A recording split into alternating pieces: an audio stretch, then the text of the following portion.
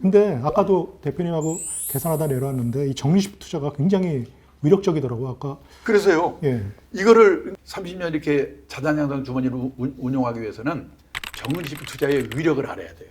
여기 보시면요. 어떤 사람이 한 달에 10만 원씩 10년, 그러니까 120개월을 뭐 주식도 좋고 펀드도 좋아요. 적립식 투자를 했어요.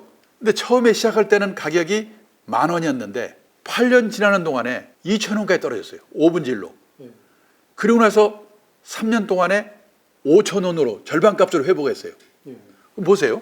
10,000원이 2,000원 됐다가 5,000원 됐으면 10년 동안 그 적립적으로 투자한 그 평가액이 얼마일 것 같아요? 여기 세 가지 예가 나와 있는데 예. 몇 번인가 물어보시는 거죠? 그렇죠. 언뜻 생각하면 예. 이거 분명히 깨졌을 것 같죠? 1년에 120만 원이니까 10년이면 1,200만 원이 원금이 들어간 거죠. 예. 1번은 720만 원, 1, 2번은 손실을 본 거고 예. 3번은 이익을 받네요. 그래서 그냥 언뜻 보기에는 1, 2번 둘 중에 하나일 것 같아요. 2번이 아닐까요? 1,390만 원으로 이렇게 주가가 이렇게 됐는데도 이익을 본 거예요. 이게 적립식 펀드의 위력이에요. 왜 그러냐? 2,000원 이럴 때 많이 샀기 때문에 그런 거예요. 똑같은 돈으로 많이 살 수 있거든요. 떨어지면. 꾸준히 샀다는 말씀이시죠? 네, 꾸준히. 예. 이게 적립식 펀드의 위력이라는 거예요.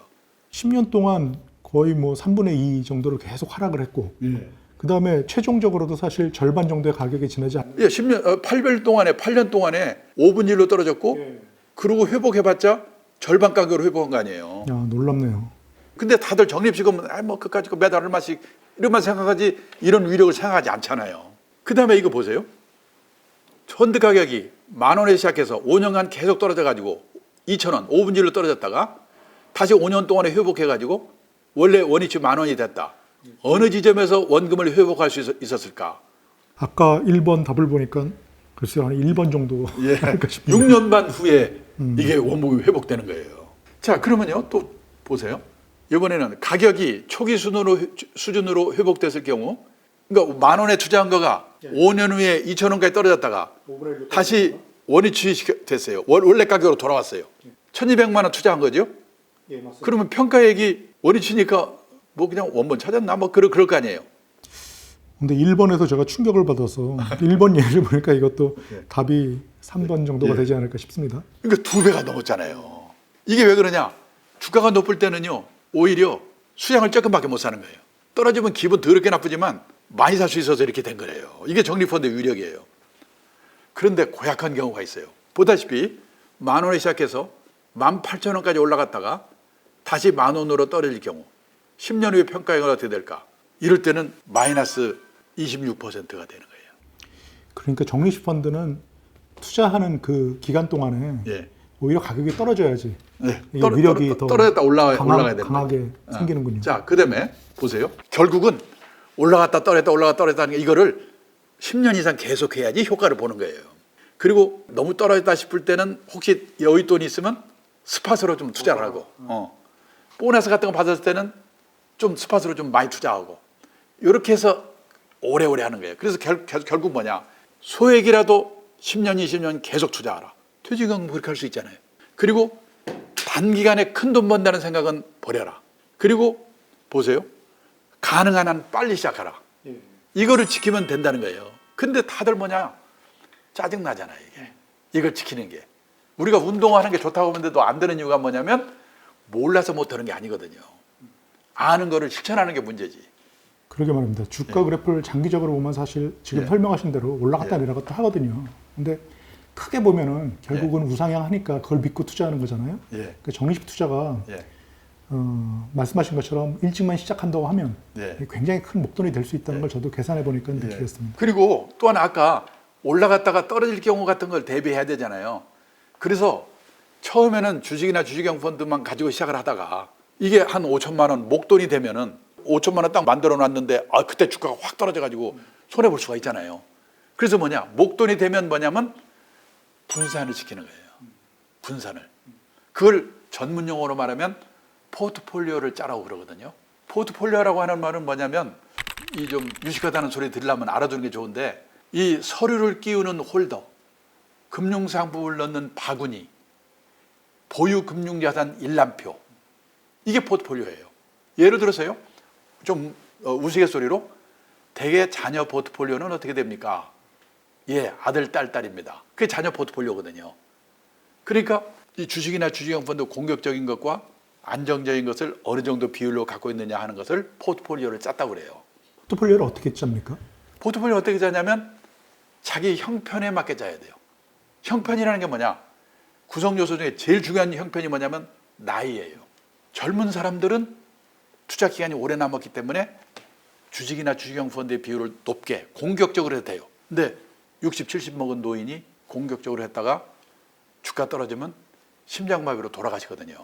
그건 공격적인 비율을 낮춰야 돼요. 그게 나이예요. 근데 두 번째가 재산 상태. 돈이 많은 분은 공격적으로 해도 돼요. 근데 없는 분은 은행 예금해놓고 빨리 가서 일을 해야 돼요. 근데 현실은 안 그렇거든요. 부자들은 오히려 안정적인 데 넣어놓고 있고 좀 돈이 없는 분들은 빨리 불려야 되니까 공격적으로 한단 말이죠. 그러니까 잘 안 되죠. 원칙을 지키는 게 이게 어려운 거예요. 몰라서 못하는 게 아니라 내 나이, 내 재산 상태가 중요하고 그 다음에 또 중요한 게 뭐냐면 가족 상황. 예를 들어서 1년 후에 시집갈 딸이 있다. 5천만 원 혼수감이 필요하다. 그러면 그거는 1년짜리 단기 상품으로 갖고 있어야 되잖아요. 가족 상황. 그다음에 자신의 투자 성향. 뭐냐면요. 약간만 이렇게 떨어져도 가슴이 덜덜덜 떨리는 분이 있고 웬만큼 까먹어도 놀라지 않는 분이 있거든요. 그분들은 서로 비율이 달라져야 돼요. 그리고 또 하나 뭐냐면 운용 목표 및 운용 기간. 그러니까 5년 후에 쓸 돈이냐, 10년 후에 쓸 돈이냐, 30년 후에 쓸 돈이냐. 30년 후에 쓸 돈은 공격적인 비중이 1년 후에 쓸 돈보다 높아도 되는 거죠. 그러면 아니 이걸 어떻게 계산하지? 내가 알고는 있지만은. 그래서 제대로 된 금융회사에 가게 되면요. 설문지를 줍니다. 이런 내용을 녹인 설문지가 있어요. 그게 대답을 하게 되면 이 질문에 답을 한 거예요. 그래서 점수가 나와요. 그래서 손님은 안정적인 점수의 비중이 높기 때문에 좀 보수적으로 하셔야 되겠네요. 손님은 좀 공격적으로 하셔야 되겠네요. 이렇게 비율을 짜는 거예요. 그리고 그거 다 귀찮다. 그럼 간단하게 하는 방법이 뭐냐? 100에서 내 나이를 빼는데 50대, 40대 이렇게 그렇게 빼면 돼요. 100에서 자기 나이를 뺀 남은 비율을 공격적인 데 넣고 나머지는 안정적인 데 넣는 거예요. 예를 들어서 내가 50대다, 내가 40대다. 100에서 40을 빼면 60이 남죠. 그러면 그 사람은 60%는 주식이나 주식형 펀드 공격적인 데 넣을 수 있고 40%는 안정적인 데 넣어도 되는 거고요. 반대로 내가 70대다. 나이 많이 먹었잖아요. 100에서 70을 빼면 30%만 공격적인 데 넣으시고 나머지는 안정적인 데 넣으세요. 이런 뜻이거든요. 근데 이거를 지키는 사람이 많지 않다는 게 문제란 말이죠. 그러면요. 그래서 비율을 내가 1억의 재산이 있는데 그걸로 이 비율대로 포트폴리오를 짜서 투자를 해놨어요. 그러면 그대로 이제 끝이다? 아니에요. 그거를 정기적으로 점검을 해야 돼요. 그거를 재조정한다고 제가 알고 있는데 이 재조정이 저는 정말 필요하다고 생각합니다. 왜냐하면 일반적으로 장기 투자를 하라고 하지만 한번 이익이 났다 그게 다시 손실로 돌아서면 그거를 못 견디더라고요. 그래서 저는 주기적으로 재조정하는 게 필요하다고 믿는 사람인데요. 어떻게 재조정을 하면 될까요? 그 재조정은요 방법이 여러 가지가 있어요. 뭐 비율을 가지고 하는 거 있고 그냥 물리적으로 6개월 미국 같은 데는 한 1년에만 한 번씩 한다고 하더라고요. 이제 기간을 딱 정해놓고 하는 방법이 있는데 저는 다른 방법은 너무 귀찮기 때문에 그냥 물리적으로 6개월에 한 번씩 하고 있어요. 여기 보시다시피 어떤 50대 투자가가 100에서 50을 빼면 50이 남으니까 공격적인 주식형 펀드에 50% 넣어놓고 있고 채권형 펀드에 40% 넣어놓고 있고 예금하고 CM에 10% 50대 40대 10으로 포트폴리오를 짜서 투자를 했어요. 그리고 6개월 동안은요 딴 생각 말고 돈이 생기면 또 이 비율로 쪼개서 넣어놓고 그냥 일을 열심히 하는 거예요. 6개월 후에 가서 산대 가가지고 그동안에 어떻게 변동했는가 계산 좀 해봐 주세요. 했더니 그 사이에 주가가 많이 올라가지고 주가가 오르면 주식형 펀드의 비중이 늘어날까요? 줄어들까요? 비중이 높아지겠죠. 그래 높아지죠. 예를 들어서 50%였던 비중이 주가가 오르니까 65%로 늘어났다. 그러면 저쪽에 채권형이나 CMA는 올라도 조금 오르니까 비율이 줄어들겠죠. 비중이. 상대적으로 비중이 줄어들겠죠. 예. 그러면 65% 비율 중에서 비중이라고 하죠. 중에서 늘어난 것만큼만 팔아서 15%를 이쪽에 줄어든다 맡기는 거예요. 또 원위치 시키는 거예요. 오히려 상대적으로 가격이 내려간 쪽에다가 채워 넣는 거죠. 그렇죠, 그렇죠. 네. 그래서 다시 50대, 40대, 10으로 돌려놓는 거예요. 처음하고 비중이 다시 똑같아지는 거죠. 물론 재산은 늘어났습니다. 아니 주가가 너무 올랐으니까 이제 떨어질 것 같아서 주식형 모델을 팔아가지고 저쪽으로 옮긴 겁니까? 이렇게 물어보겠는데 아니에요. 그렇게 팔고 줄였는데도 불구하고 계속 오를 수도 있어요. 억울할 거 아니에요. 그러면 괜히 팔았네. 그 억울해하면 안 돼요. 왜? 나이가 50대인 나에게 주식형 펀드의 비중이 65%라는 거는 너무나 리스크가 높은 비율이야. 나한테 맞는 비율로 맞추기 위해서 파는 거예요. 그러니까 팔고 나서 오르더라도 억울하게 생각하면 안 돼요. 그리고 또 6개월 지났어요. 아, 이번에 주가가 떨어졌어요. 그래가지고 주식형 비중이 40%로 줄어들었어요. 떨어지면 그럴 거 아니에요? 그러면 저쪽이 채권형 CMA가 늘어나겠죠? 그쪽 걸 팔아서 이쪽으로 옮겨요. 왜? 주가가 너무 떨어져서 이제부터 오를 것 같아서? 아니에요. 그냥 계속 떨어질 수 있어요. 근데 왜 그런 일을 했냐? 나이가 50대인 나에게는 100 마이너스 50은 50인데 너무나 40% 정도밖에 안 갖고 있다는 것은 너무나 보수적으로 한 거기 때문에 나한테 맞는 비율로 맞추기 위해서 한 거예요. 그러니까 늘려놓고 나서 주가가 떨어지더라도 원망하면 안 돼요. 그걸로 부부싸움만 하면 안 돼요.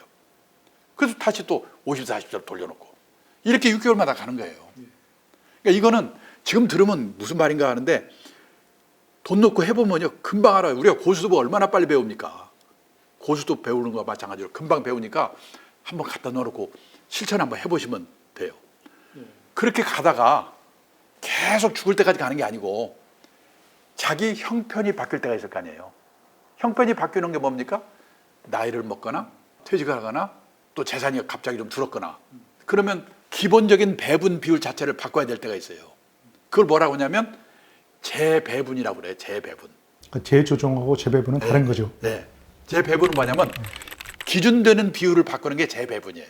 그러니까 예를 들면 이분은 네. 처음에 50대, 40대, 10 주식형 예, 채권형 50대였기 때문에 이런 식이었는데 네. 이 비율 자체를 바꾸는 거를 그렇죠. 재배분이라고. 네. 이제 퇴직을 했어요. 환갑이 넘었어요. 퇴직하면 월급이 없잖아요. 그다음에 환갑 넘어서 나이도 많아졌잖아요. 그러니까 자기 형편이 바뀐 거잖아요. 아, 퇴직도 했고 환갑도 넘은 나에게 주식형 펀드 비중이 50%는 너무나 공격적이야. 나한테 맞는 비율 40%로 낮추자. 그래서 40 보고 나머지를 저쪽으로 옮기는 거예요. 40대, 50대, 10. 이게 기준이 되는 거예요. 그러니까 이 기준을 가지고 6개월마다 또 해서 늘어난 건 줄이고 줄어든 건 늘리고 그냥 가는 거예요. 그러니까 이 정도의 일이라도 당장 실천해 보는 거 별로 어렵지 않잖아요, 이거는. 한번 우리 시청자분들이 해봐 줬으면 좋겠다. 그리고 이제 하면서 또 뭐냐면 하나 생각할 게 내가 인생 단계별로 어느 단계에 있는가. 그래서 단계가 있다는 인생 말씀이시네요? 단계. 예. 그렇잖아요. 신입 직원 단계, 그다음에 중견사원 단계, 퇴직 단계, 은퇴 단계 있는 식으로 그 단계에 맞는 자산 관리를 해야 된단 말이죠. 인생 단계별로 해야 된다. 예, 예. 이런 말씀이신데 그러면 예. 그 단계가 무엇이 있고 어떤 식으로 해야 되는지 한번 그 설명해 말씀을 드리는데요. 저는 이제 극단적 예를 들면 뭐냐면 20, 30대 분들은 저는 일을 열심히 하고 자기 몸값을 높이는 노력을 많이 해야 된다고 생각하거든요. 근데 그분들이 돈을 꿔가지고 막 주식 투자해서 잠도 못 자고 이러는 분들을 보면은 자기 인생 단계별로 볼 때 자산 관리 방법이 맞지 않다고 보거든요. 또 퇴직하신 분이 오셔가지고 저 이번에 퇴직해서 퇴직금 2억 받았는데 그거를 주식 사가지고 튀겨서 노후자금 마련할 수 없을까요? 큰일 나거든요. 그 단계별로 맞지 않는 거예요. 그러면 우선 인생 단계별 자산 관리 전략의 기본이 뭐냐? 3단계로 나눠지는데 1단계는 자산을 모아가면서 적립해가면서 운용하는 단계. 현역 시절에는. 현역 시절 그렇잖아요. 그렇죠. 월급 받아서 가나 아껴 쓰고 남은 거를 운용해야 되잖아요. 예, 맞습니다. 그때 뭐 시황 정보 따라서 주식 사고 뭐 그런 게 아니라 장기 분산 투자 원칙을 잘 지키면 돼요. 여기서는. 복잡해지는 게 2단계예요. 퇴직 후가 돼요. 퇴직 후에서 한 70대 후반이나 80 정도 나이 될 때까지 기간이 뭐냐면 이제 월급이 없잖아요. 그러니까 모아둔 돈을 꺼내 쓰면서 인출해 쓰면서 남은 돈을 운용하는 단계예요. 여기서 잘해야 돼요. 그러면은 세계적인 평균을 보니까 대개 모아둔 자금의 4% 정도 꺼내 쓰고 1년에 남은 돈을 한 3% 정도로 운용하는 거를 표준으로 보통 보더라고요. 그러려면 뭐냐? 펀드로 말하면 혼합형 펀드 정도로 운용해야 되는 거 아닙니까? 그렇죠. 그렇죠. 지금 예금 금리가 아까 말씀하신 대로 예. 1% 미만이거든요. 예, 예. 그러면 3%를 내려고 하면 예. 저축이 아니고 투자를 해야 된다는 얘기예요. 네, 투자인데 혼합해보면 근데 주식하겠다고 오면은 이게 안 맞는 거죠. 자기 인생 단계. 그리고 또 하나 중요한 거는 뭐냐, 2단계에서 중요한 건 뭐냐면 가능하면 덜 꺼내 쓰고 3단계로 많이 보내야 되거든요. 덜 꺼내 쓰려면 뭐가 중요하냐? 연금. 연금 소득이 많이 중요해요. 예를 들어서 국민연금이 한 130만 원 받는다. 그다음에 그 부인이 이미 가입해가지고 한 30만 원 받는다. 그럼 160만 원 정도는 안 뺐어도 되잖아요. 또 지방으로 이전을 해가지고 생활비를 한 20만 원 줄였다. 아낄 수 있죠? 또 일을 해서 한 달에 50만 원 벌었다. 이게 참 중요해요. 2단계에서는. 근로소득. 네, 근로소득. 그래서 덜 꺼내 써야 돼요. 그래가지고 3단계로 많이 옮겨야 돼요. 나이가 80쯤 되면 이게 판단도 흐려지고, 그러니까 뭐냐, 예금이나 CMA 같은 그런 데 넣어놓고 그냥 기계적으로 꺼내 쓰고 가남 전략해서. 그래서 운용의 목표는 뭔가, 세상 떠날 때까지 노후 자금이 바닥나지 않아야 돼요. 목표가. 그러니까 나의 수명보다 노후 자금의 수명이 길어야 되는 거예요. 그래서 이런 전략을 세워야 돼요. 그리고 다시 말씀드리자면 중요한 게 뭐냐면, 현역 시절에는 1단계에서는 중요한 게 뭐냐, 장기 분산 투자의 원칙을 지키고 여기에 너무 신경을 써가지고 자기 일에 소홀하면 안 된다는 거죠. 그래서 이 현역 시절이 중요한 거는, 가장 큰 투자 엔진은 자신의 직업이다. 왜냐하면 우리가 직업을 가지고 일을 하잖아요. 일도 금융자산의 하나라고 생각해야 돼요. 월급이 나오죠, 보너스 나오죠, 퇴직금 나오죠. 이 일을 소홀히 해가지고 그냥 재테크에 매달린 사람 제가 48년 동안 주위에서 많이 봤는데, 순간적으로 돈을 벌 수는 있어요. 근데 그렇게 해서 벌은 돈 가지고 일에서 실수해가지고 직장 생활이 무너지면요, 참 보기에 딱해요. 그런 분이 많아요. 그래서 현역 시절에는 가장 큰 투자 엔진은 자신의 직업이라는 생각으로 너무 재테크에 매달려서 일에 소홀하지 않는 게 중요한 거예요. 그리고 2단계에 중요한 거는 아까 말씀드린 것처럼 너무 공격적으로 그때 해가지고, 예를 들어 퇴직금 2억 받아가지고 주식 투자 샀다 팔았다 해가지고 빈곤한 노후를 맞으면 안 된다는 거죠. 그걸 조심해야 돼요.